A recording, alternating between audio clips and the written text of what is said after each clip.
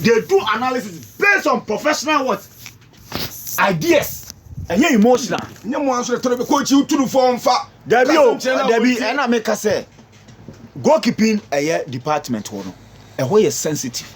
In Tuko club there is one a goalkeeper number one. I'm not trusting the winner here. When a number one. Or obeko bad period. A one now be supporting no. A one and I will be supporting no. So we are number one because look, the reason why are we here number one? It's just say, baby, talent, so better my jumano. It's your kodapo back na say or mistake back wa. Ye nyina so because you know say supporters be the day and your supporters are na opa next we ma ogum kokoshe obete so bi beka so yen sake no. That is how supporters are. It is supporter enyaka hey bena goalkeepers coach awu no unya blasters kwa bekwa koyewi ye local blasters una we ye goalkeepers trainer na uye indecisive. What me a training goalkeeper my goalkeeper na do blasters. Do blasters so your friend all the time. Now if you do a year we are supporters ye dey 1-2 be pair. No where you from. Then pan the ball madwinu a omo ma Asare etena bench ma Kamara ko dem. What are they trying to tell us? And this has become a problem at Kotoko. All the time be at the second choice goalkeeper and better than the first choice. When they decide this and then say goalkeeper trainer no. What you say? And indecisive. It's all the time biano. Obo say we creating rates between the first choice goalkeeper and the second choice. It's omo nyina omo da post ni mu a na esro ehu omo because that first Ananta. Yes. With Abalula. Yes. Kwame Ba Dalad Asare. Say Asare Kamara Asare beko ama foforo beba. Eba be ye Kamara we. Unim say problem no so free mo supporters. The big Kofi. Me say supporter has eyen no muka so mama ayi nkogina ayi touchline see nyina hwebo ni bi won ha na supporters ni gina eho no chile no omani age no omo tu skadema goalkeeper no enye the same supporters na say ma coach no enkogina touchline no say ye tran say kwatara na nya de omo mpam no but omo kofa no based on nyama omo hu one on one na yenye hu no yenye be take yenye be kind de yepe. But omo no omo kofa no omo nim the quality omo nim de woni mu no almost they've stuck with it.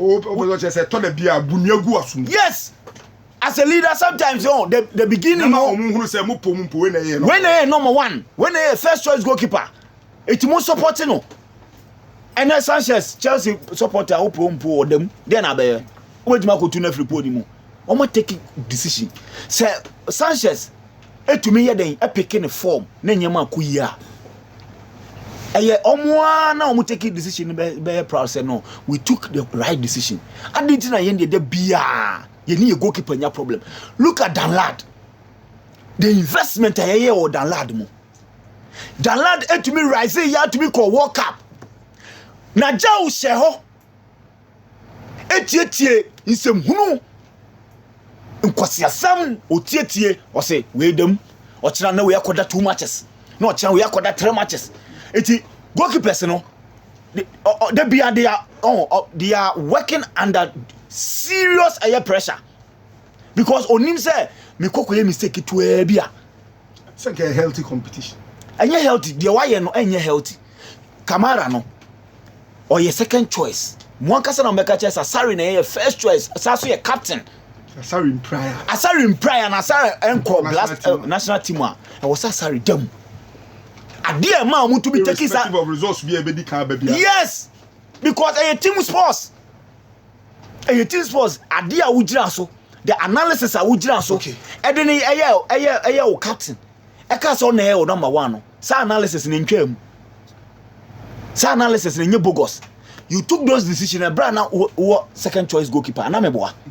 So what has changed? What started season results ba akwa nko yenti no all of a sudden o first choice goalkeeper no go contra bench. This is a goalkeeper akwa Mama Blasters. But that's it. And on no to me and command a starting spot Asante Kotoko team we are Kafre Kajon. It's the point I'm making is say Najau ejuma no to me here. Iti animonimu ye say a new goalkeepers. I'm telling you, Kofi, because I no watch you destroy goalkeepers for Kroma says you destroy goalkeepers for Kroma Asante Kotoko destroy goalkeepers carriers for Ghana hapa. Hedaland call them Mabekum Chelsea. Super. Ethiopia. What distinguishing will say he's a very good goalkeeper. But somehow Kotoko to be finding bibi and an Jonah than lad. Oko blasters by and when yes canty we took car Amakoto and Wamu. It's a hunum kwasia some adia nyansa bienim near the assign panic carrier. I didn't need it, now Frederick no before the contract to be ending no. Or making sure so by more consultations. Because some start to say no. You need more. But I say, Kwesi XGH is the same thing like Naki Pena at Barcelona. The fans don't like him, but he is still #1 goalkeeper. And also Eddie, no. SK, Chanam Kakato, so I'm Kevin, Esther, na me commercials and Soka Krawa, na me influence and Abawatara and so many boys now. Kofi, I believe say Kotoko problem, no. Coaching can. But there are certain structures say Kotoko so di tutu. Okay. One, the board of Kotoko. Say starting league, you be told you say Kotoko anye board ah. Yeah, more league. But because he say. So this is how football is being run now. All country. Acquire the jungle, the strongest survive. And my kingdom no. But Kotoko misa no say with that size structure no. Edien ensusu anso the ability mu no. Now, who head coach or science management member? Take decision be open. Yes. Coach why is so lucky say oni pressure bia oni anyone who is checking up on him say enema e ko wronga. Nti we say Nana Penkra. Who does the coach report to? Nana Penkra. Nana ni coach ni nyina the same pedestal. Triangle no. I Diama Kotoko no. IMC. Nana ni nyina gina pa. I say Nana na the chairman of IMC. And a coach you soon Nana so di team amano say onkonkoye. Ye nya mre so mfama no. Kufizu ati say dey ade ne tie no. Enti now no ye hu obi o pushi coach Ogum. E ka hu bi no amana nya freedom a oye ne oye no. Adwuma biam Kofi. Ye hai. Say ye head of sports only we. And I say ebia ne oni hai. Say na so ha nani wa ha.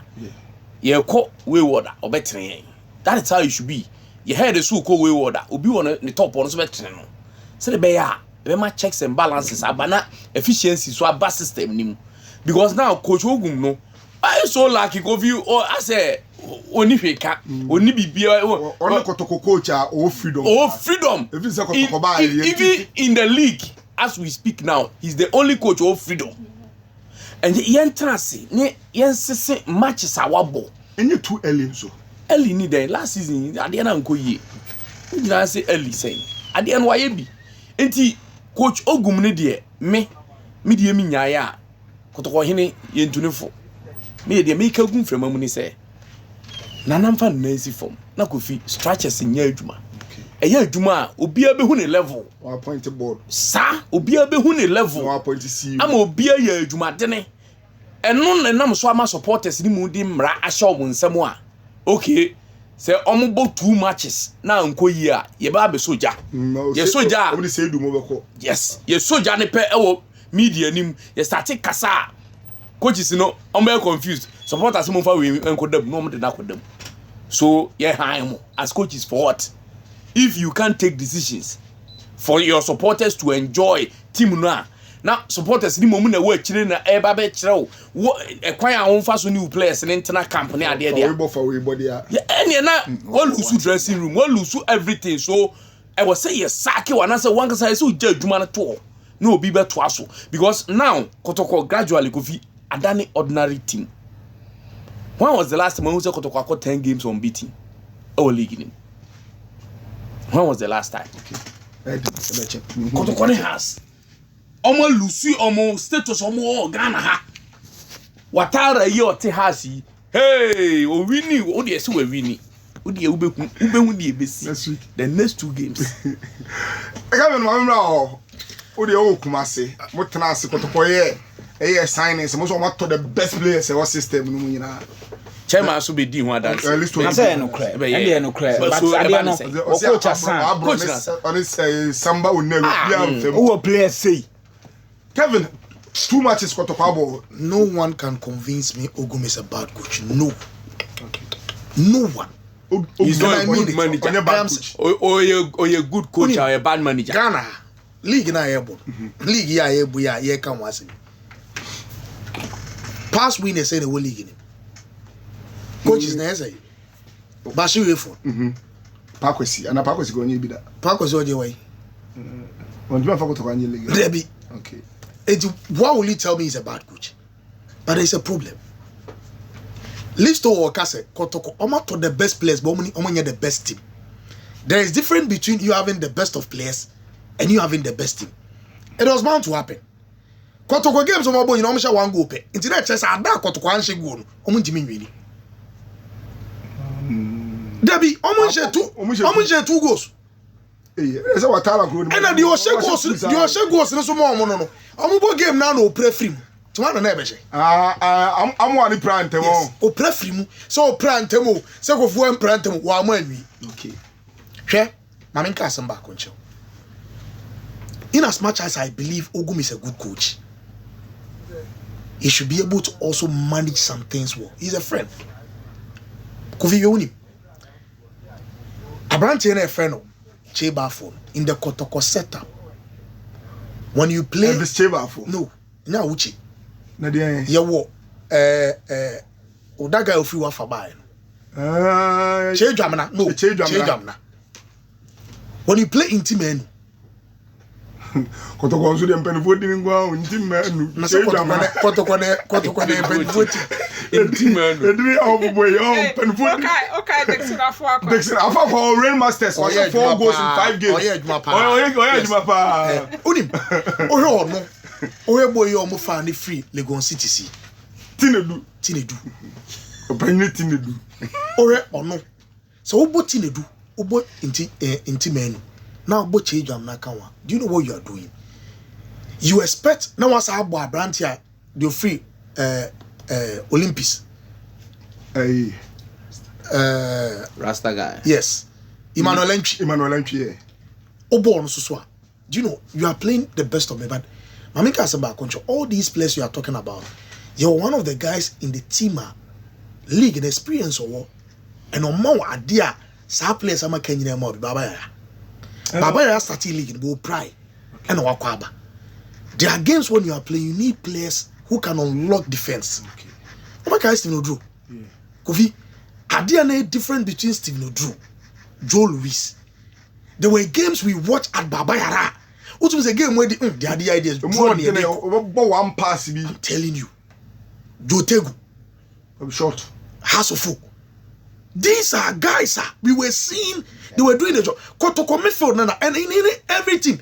If the midfield is not being functioned well, Kofi, go on the mat. And I make me one your bad coach for me. Shall go here, Kofi Eshe. And your goalkeeper will name the oil. What was his duty coming? Everyone who is watching us, the defender, goalkeeper now, ma. Nanya dia striker and bet you never defender anymore. Because striker didn't kill him. So why if I had to say Kofi air cross a goalkeeper, coaches will tell you air cross now Kofi on San Cabona don't come out. Immediately you come out and you miss the ball, pony empty. Yes. So you stay, then you make it very difficult. I saw Obo penalty. 1 year you come a goalkeeper in Yajma. What do you born on channel? Nian can say go Yinama and Kabeshe. But what you know about penalty now about Fanchaya? Sada DNA. Kamara no. Answer me, I mean, you are listo. Listo Kaze Kamara in Unim da broso and a listo complaining about Kamara. Bio Mancaso makes Onim da and say, oh, no, number 1. But I'm not sure who's or that poor Nimno and Rano. You complain. I complained. Let me say the decisions now. I'm taking about a goalkeeping one. I have a challenge. Kofi maybe listo me. Only one of them are Metias. Maybe Unim. Nipana number 1. Coach and now kind of fatigue. Kofi. Young fans say, what's your boy 11 I have taken 9 matches. No. What he explained, Kofi or say, and you know, Kotoko travel from Kumasi to Enyinase. Oman Kumasi, Omo travel another 9 hours from Enyinase to Accra. List to no so person chese no nya excuse because equal platform. Equal platform for all the time. Coffee difference in here. They played 3 games in 1 week. Yes, 7 days. Yes, deal. And enye Okay. Coffee tea. Me say, see it me Ogum is not. Also there was a week Kotoko na mo ball because of omo decisions basa bi omu take. But it doesn't change them. It doesn't change. It's omo sa free space no. There be 3 days tio. There be yen nyina ye den. Yen nyina ye tu America ko Damien san. Wo tu de train akwa wi. Mimi tu ba ko wi no. Me makwa rest. Makwa rest na afi na maba na me ba betutu na. Enye pe. There be difference in here. Difference na there. The almost 2 years no. There was 1 week interval. Coffee and no one enjoys no one played. They enjoyed it. No one played 3 games in 7 days. Tie. Say ade can omu nyina about 3 games no in 7 days. Me nka say no kwa na me aso. Only Kotoko na boss 3 games. Yes. Me must say 3 games in 7 days. Me no. I am not saying say no na me aso Kotoko.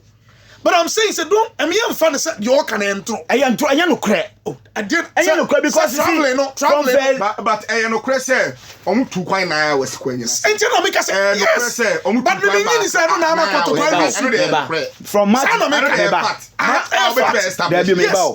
day 1.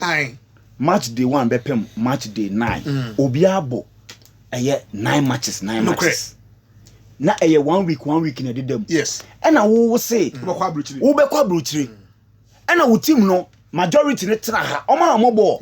Sa time no omo mutifie no. Na bi musu tu kwan. List to until the make me say me nka say no na me enjoy. List to it's a minute na involve no. Also enjoy what the same minute. Me say I am not saying say no na me show mu.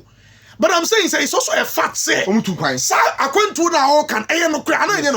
That's what I want to say. So I'm saying say coach this so on reflect like 2 minutes. Coffee me cry be 1 minute but on reflect over 10. Hwe ye bodi bebre ba ewiase on enye nipa nyina na Kofi omunya second chance.